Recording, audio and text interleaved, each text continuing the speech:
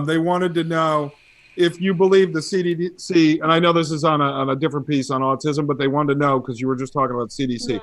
Do you believe the CDC suppressed data that shows the MMR increases autism risks?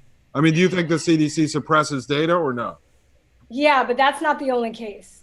I mean, I can get into that later, but No, we will. I just want to put it. It was in a stream yeah, before I yeah, lost it. I and wanted to ask. also something to note too that the first case of polio was noted in the 1700s. So like people didn't start becoming paralyzed until around 40s, 50s, 30s, Okay. maybe 30s earliest the case. Okay, 30s, 40s. It hit its peak in the 50s. What happened before that? Why did people just start becoming paralyzed from polio before that, right? Mhm. And then if there was an epidemic, how many people do you know that were paralyzed from polio? I know that there are people that were. I'm I not don't know. I discounting try to that. avoid them, But to I'm be just honest. saying, if there was an epidemic, wouldn't there be like lots and lots of people that were paralyzed from polio before the vaccine? Wouldn't you There have were had? lots and lots of cases of people who were paralyzed from polio before the vaccine. No, do There you were know tons of anybody? them. Have you ever seen the pictures of the people in the iron lungs from Oh, yeah, actually, this one, right? This one. I don't know if I've ever seen that one. I've seen dozens of others, but I don't know if I've This seen is that the one. one. Okay, so this is the famous one, and basically it was a stage picture for the March of Dimes. So I got this actually from not a pro-vax or anti-vax site. It was actually historical photograph sites, and it says at first glance, this image shocks and saddens from the enormity of the problem of sick children in need of iron lungs. On closer examination, it is clear that the equipment that is usually accompanied people using iron lungs, such as tracheotomy tubes, pumps, and tank side tables, is not present. This scene was staged for film. It is not historically accurate as a respirator ward, but is an example of established photographic technique um, of directing the viewer's response by creating a shot that would not naturally occur. So this was a stage. It was a Mhm. stage. It was a stage picture, and it's not an accurate representation of people that had polio at the time. So, do Mhm. you, Halsey, know anybody personally? Like my mom didn't know anybody. My mom's in her like mid 70s, 80s. I'm saying if there was an epidemic and lots of people died or were paralyzed from polio, wouldn't you have known lots of people or like had grandparents or had friends of grandparents that were like paralyzed from polio if it was a huge epidemic? I actually had family members that were, and my grandmother used to sell stories about tons of people she knew that were paralyzed from polio. Tons of people. You're so full of shit. Tons of people. Yeah, I'm sure. Okay. So yeah, if you're asking for a personal So experience, yes, I have so a personal experience with it. so I mean I don't I can attest to that. um and I know other people that can't. So, and I know other people, I know lots of people in their 70s and 80s that can attest to that too. You may hear a story here and there of people that had polio, but I'm just saying if it was an epidemic that was sweeping the nation, then Yeah, well, I mean, even according to this, it only says 13,000 to 20,000 individuals per year. That's not many. That 13,000 to 20,000 does not even mean by 7 degrees of Kevin Bacon that everyone would know someone who had but I'm just saying, paralytic polio. the point I'm trying to make, it was very rare. It was very rare. It wasn't an epidemic, really.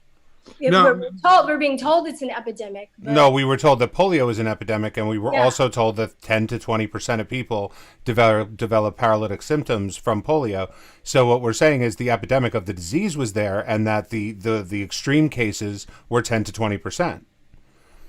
Where are you getting this? I don't believe you. I think you're just looking at a screen and talking and making things up. From the CDC, which I don't trust. But, Okay. no, hold Well, on. I mean, listen. Let me just ask you. Let me ask you guys a question from the chat. Brittany, Agent 99, I think quoted Uverstein didn't start becoming paralyzed until the 30s or 40s. Brittany wants to know if was it just not documented before that? Do you know in your research, like when they started documenting these cases, or you're not? I mean, is that? it was documented before that, and for my research, it didn't show the peak until around the time that I mentioned. So. Also, Okay. I mean, you're Yeah. talking about DDT, and that DDT was almost responsible for the extension of the extinction of the Well, bald I eagle. mentioned two things. Oh, sorry. Go on. I mean. And what you were saying is been widely debunked as not true. It was written in a book which environmentalists seized on and said, oh, wow, this is something that's serious. And then they had one doctor who, or one researcher, I apologize, who was able to say, oh, look, it thins the shells of eggs. That experiment was never able to be repeated. And it was widely considered to be debunked within 5 years of it happening. But the environmental train to ban DDT had already started, and politicians had gotten hands of it. And we were just talking about this the other day. Malaria had become a nuisance disease by the time. Now, there are some people that argue with me that this is not 100% accurate, but I haven't seen any evidence that it's not accurate.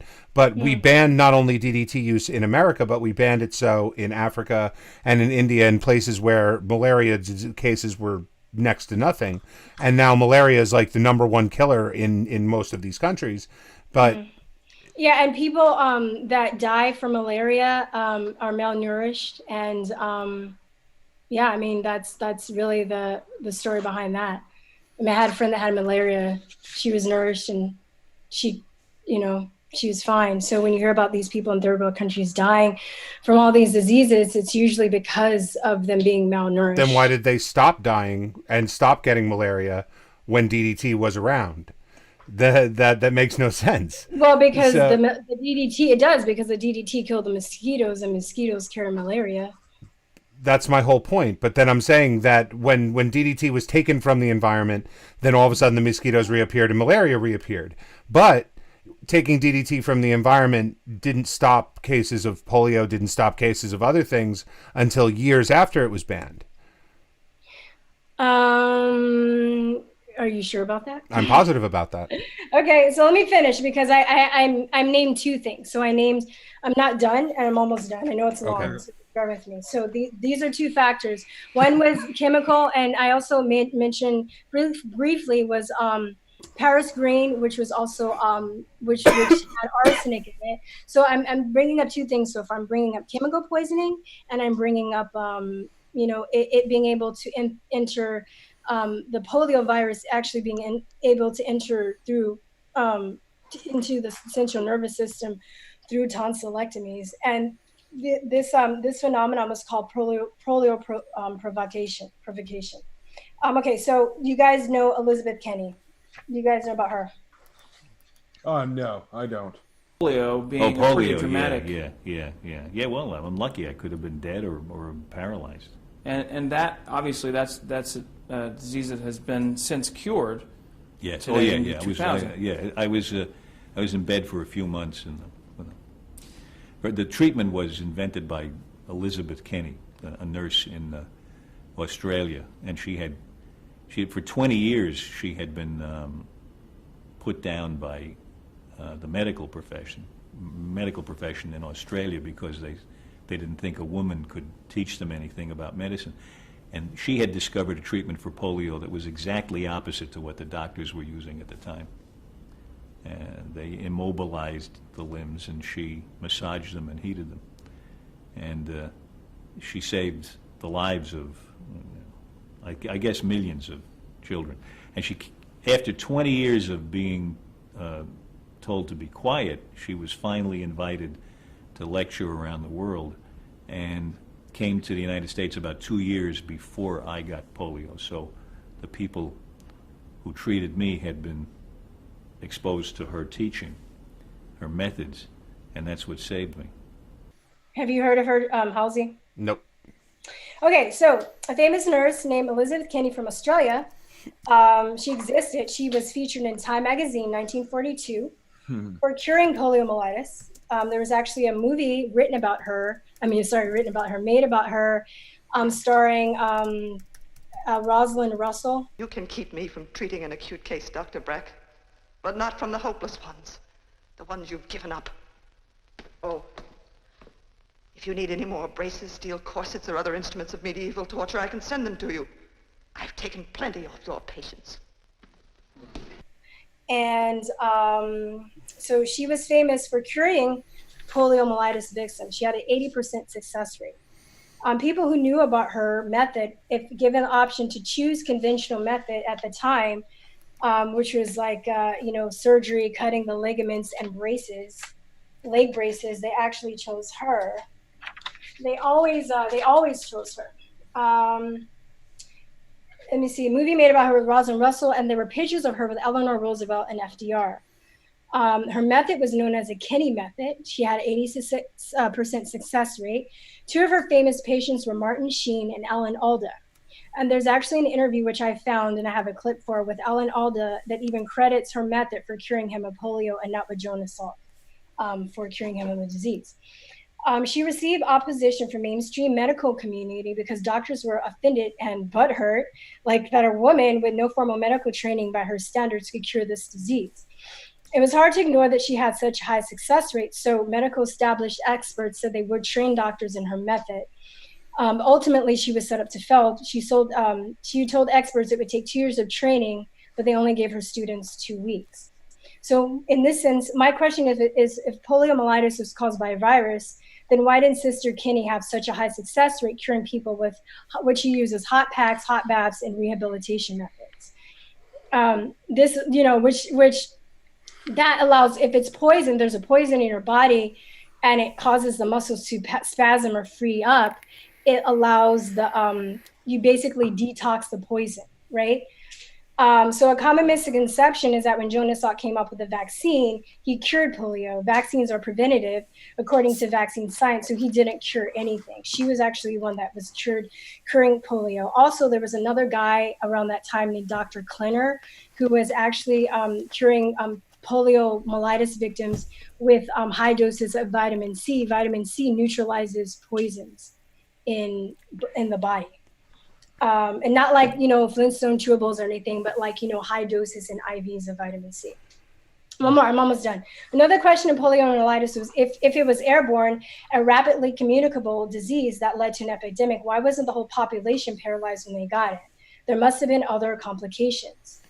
So in April of 1955, a well-documented but downplayed incident named the Color Incident, in which Color Laboratories manufactured Salk-style vaccines, actually gave 40,000 people polio as a result. Salk was warned by other doctors that his method of using formaldehyde to inactivate the virus wouldn't work, but he didn't listen. So they're actually the people that tried to create a vaccine before he was funded to do so, and they tried to inactivate the polio virus by using formaldehyde to kill it. And I guess it stunned it, and they found out that it reactivated after a while it was in the body. So there was the flaw that they found in the Cutter incident that actually paralyzed and gave 40,000 people cases of polio. Wyeth Laboratories also had the same problem. So, but wait a minute. As we have known now since 1961 in the United States and prior to that in other countries, that the live virus vaccine for polio does cause the disease itself. Wait a minute. I need to stop you for a second. Yeah. You just got done telling us that polio doesn't cause paralysis, that it's not like a real disease, it's made up, and it's all caused by DDT. And now you're telling me that the people who developed the vaccine previously were giving people polio and they were giving people widespread paralysis. No, you're putting words in my mouth. So let me finish. So I said there were two components, okay? I said there's a difference between polio and poliomyelitis. I didn't say it was a made-up disease, okay? I said polio is a stomach virus, it's an enterovirus. Poliomyelitis is when people get paralyzed or become paralyzed from the polio vaccine. When I mentioned about tonsillectomies, they noticed that the virus was actually getting into people with the to the central nervous system through an open wound. So it would have to cross the blood-brain barrier through an open wound, such as a tonsillectomy. So if you're infected with the virus or it's circulating around and you have gaping wounds in your mouth, it can enter the virus. It can enter, and polio is transmitted orally through the oral fecal route. It can enter the central nervous system that way and attack the central nervous system and makes you paralyzed. Another component was the DDT and the poisoning. So there were two reasons why people became paralyzed during that time, but there was no official blood test or diagnostic criteria to say, to really distinguish between the two. They all just put it under the umbrella of polio.